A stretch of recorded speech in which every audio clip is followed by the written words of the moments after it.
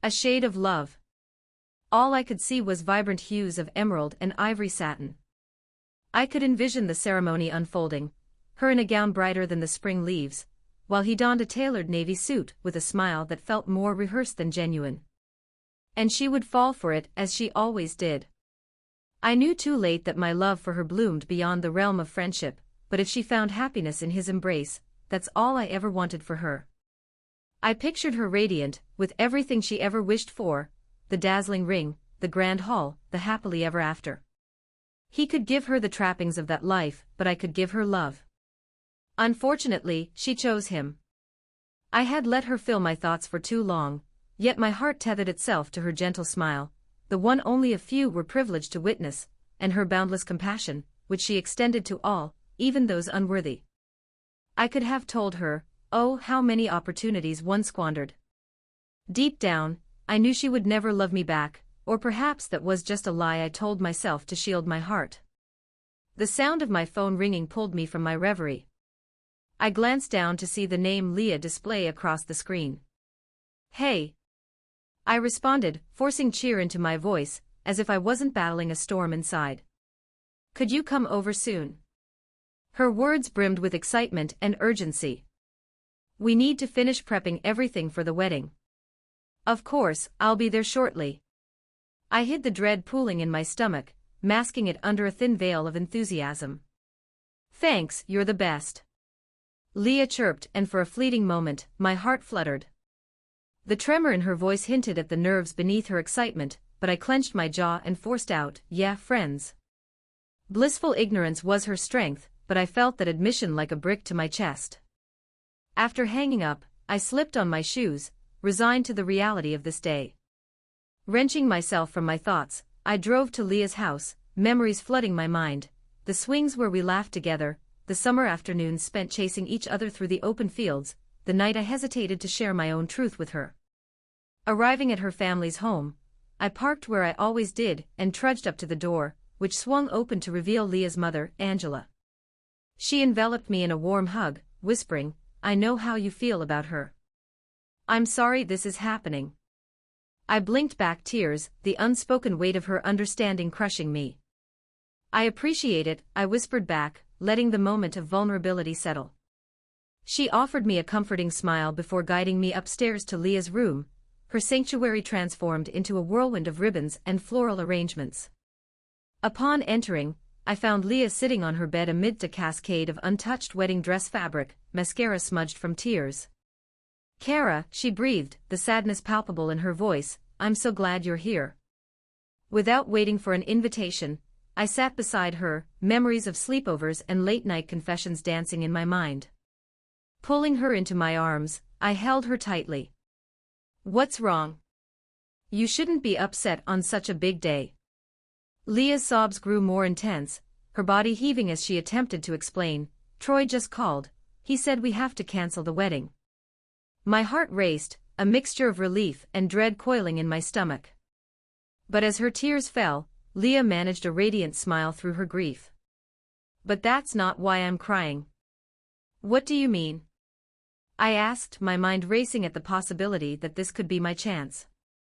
I never loved him, not the way I thought I would, she finally admitted, her voice soothing yet laced with uncertainty. The air shifted, and I could sense the door cracking ajar just slightly. In that moment, hope surged within me. I moved closer, heart pounding, and just as the universe tilted on its axis, I kissed her. Her lips were tender and soft against mine, warm and inviting. For a few precious seconds, we were suspended in time, before she abruptly pulled away, eyes wide with shock. Kara, she gasped in horror. What did you just do? Disgust radiated from her voice as she stood, panic spilling from her every pore. She grabbed my arm, pulling me up and dragging me toward the door. Leah, please, I pleaded, desperation lacing my words, but she flung the front door open, hurling me outside. Don't come back, she spat, her voice cold and resolute. My heart shattered with each word, her rejection tearing through me. I can accept a friend who is gay, but knowing you'd take it further. That's disgusting. Just go. You're dead to me. Stumbling back to my car, I could hardly comprehend what had just happened. I departed in a daze, replaying our shared moments, the laughter, the unspoken love. The road home stretched endlessly ahead, and once parked, I collapsed against the steering wheel, sobbing for the love that would never be. After gathering the shattered pieces of my heart, I resolved to reach out. Texting Leah felt too simple, yet I typed, "I'm sorry." As if fate wished to mock me, the message failed to send. In the weeks that followed, I buried myself in regret and determination. I poured my heart into letters and flowers, yearning for forgiveness, yet every gesture was met with silence. 2 years later, determined not to let her go forever, I committed to one last chance. I caught a flight to California, desperate to see her again despite her previous words. Standing at her doorstep once more, nerves thrummed in my veins, bittersweet memories enveloping the air. When the door swung open, Leah's eyes hardened. "I told you never to come back," she almost whispered, voice frayed with a conflicting mixture of anger and sorrow. "I know, but I can't live knowing you hate me," I said, swallowing hard. A fleeting moment of vulnerability crossed her face, yet it vanished just as quickly. "Leave. Now. Please," I tried again, anguish spilling into my words, but she cut me off, echoing the same venomous farewell from 2 years prior, "Go to hell. You'll burn forever." Numb, the weight of her words crushed me, and all I could do was nod silently, retreating from her existence once more. Time passed, but Leah remained a ghost that haunted my heart. Months turned into years, yet I found no peace, no closure. It became evident, sometimes, love isn't enough to bridge the chasm of broken hearts. Kara Jenkins. Days turned into weeks, and weeks into months. What had once been a life brimming with laughter and shared dreams had become an endless cycle of regret and melancholy. I returned to my life in New York, but everything felt hollow without Leah's light. The bustling city around me thrummed with energy, but each beat only echoed the emptiness I felt within. I tried to immerse myself in work, soaking up art and culture, but every canvas I painted was merely a facsimile of the vibrant colors that once splashed across my heart when I thought of Leah. Every coffee shop I visited, every park bench I occupied, brought back memories: the time we shared a raspberry muffin at that cafe on 43rd, how we laughed at the pigeons in Central Park, the way she'd hold my hand in that little bookstore we loved. New acquaintances came and went, but none filled the void. I dated sporadically, but those attempts felt like band-aids over a wound that needed stitches. I often rifled through the letters I had written to Leah, a stack neatly tucked under my bed, longing to be sent but forever left unopened. "I'm sorry" filled the pages, while "I miss you" rang with painful sincerity. Yet, the more I replayed our moments, the more I realized that the relationship I longed to salvage was something entirely different from what I had initially envisioned. I didn't want just Leah's friendship back, I craved her presence, her laughter, her heart. One evening, during an art exhibit opening, an air of nostalgia settled around me, triggering a painful desire to reach out once more. I swiftly excused myself from the conversations attempting to engage me, and found solace behind the canvas-covered walls, where the art pieces seemed to share the stories I had long buried. With my heart racing, I decided it was time to take another leap of faith. Leaving the exhibit, I rushed home and pulled open my laptop, fingers poised over the keyboard. I started to craft an email. This time, I would be honest and raw, no pretense, just a genuine attempt to connect. Subject: Can I try again? Dear Leah. I don't even know if this email will find its way to you, but I need to reach out. It has been 2 years since I saw your face, and yet I think about you every single day. The ache of what I lost still feels fresh, and maybe that's because you were never truly lost to me, you were simply out of reach.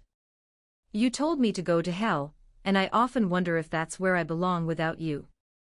I understand that I hurt you, and I never intended to.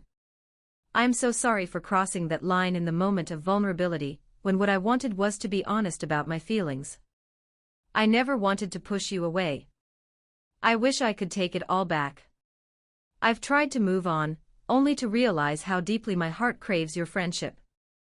I know it won't be easy, but I hope that one day you can forgive me.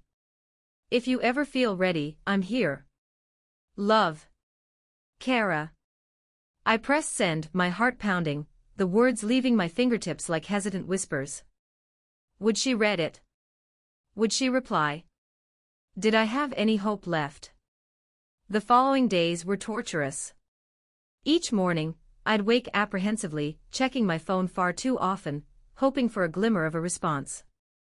But silence stretched on, and every passing moment felt like I was launching another letter into an empty void. Then, one crisp autumn evening, as golden leaves danced outside my window, it happened. My phone buzzed, jolting me from my thoughts. My heart skipped a beat as I read the message. From Leah Bennington. Subject, can I try again? Kara. I didn't think I would hear from you again. To be honest, reading your email was like stepping back into a time I've tried to leave behind. I appreciate your honesty, and it's taken me a lot of time to come to terms with everything that happened. I've carried a lot of pain since the day you kissed me, and for a while, I channeled that into keeping distance, hoping it would fade and I could forget. But as you pointed out, and as I found, love can't be forgotten so easily. I'm not sure where we stand now, but I'm willing to talk. Maybe we could start over. It will take time, but I think there's something worth salvaging. Would you like to meet up? Warmly. Leah. My heart soared at the sight of her words, tinged with hope and trepidation. For the first time in years, I felt the weight start to lift. Perhaps there was a path back to Leah after all. With careful thought, I drafted a reply. From Kara Jenkins. Subject, can I try again? Leah. I would love to meet up. Just tell me when and where, and I'll be there. With hope. Kara. A week later, we arranged to meet at our old cafe on 43rd Street. The very place where we had shared so many stolen moments of laughter and connection. The morning sun filtered through the window as I arrived, heart racing with apprehension. As I looked around, memories flooded my mind. Leah and I sprawled together on the couch, debating which pastry to order, or our impromptu debates about art and love that spiraled into hours. But those sweet memories felt like they belonged to someone else. Finally, I heard her voice behind me, warm and familiar. Kara. Turning, I took a collective breath. Leah stood there, a little older but unmistakably herself, her auburn hair cascading softly around her shoulders. A nervous smile played on her lips, mirroring my own uncertainty. Hey, I replied, my voice slightly shaky. As we sat down across from one another, everything felt both foreign and familiar. The anxiety hung in the air, but so did a sense of possibility. How've you been? I asked, genuinely curious and hoping to bridge the chasm that once separated us. I've missed you, she confessed softly, a blush creeping onto her cheeks. I just didn't know how to process everything. It was easier to push you away. I think I was running away from myself too, I admitted, sighing deeply. The truth is, my life didn't feel complete without you. I tried, I really did, but... She reached across the table and took my hand in hers, a gesture that sent a shiver down my spine. I've missed this, she said, her voice firm yet tender. And just like that, all the warmth from our years of friendship enveloped us again. The conversation flowed as we caught up, shared stories, laughed, even addressed the elephant in the room, the kiss, the fallout. Leah expressed her fears, and I held space for her emotions, validating her experience while slowly offering my own vulnerability. It wasn't easy, but it felt right. As the coffee cups emptied and the sky outside shifted from bright blues to gentle pinks, I finally gathered my courage once more. Can we try again, this time with honesty and no expectations? I don't want to rush things, I just want to be part of your life again. Leah locked eyes with me, and in that instant, everything else faded away. I'd like that, she whispered, a slight smile breaking her shy expression. And as we left that cafe together, walking side by side, I realized that our love story was far from over. It had simply taken a new turn, one filled with the promise of forgiveness, hope, and the possibility of rekindled affection, not just as friends but as something deeper, something worth exploring again. We both knew that life would throw challenges our way, but as long as we chose to walk this path together, there was no obstacle too great. With each step, the past flowed behind us, and a bright future unfurled before. Kara Jenkins.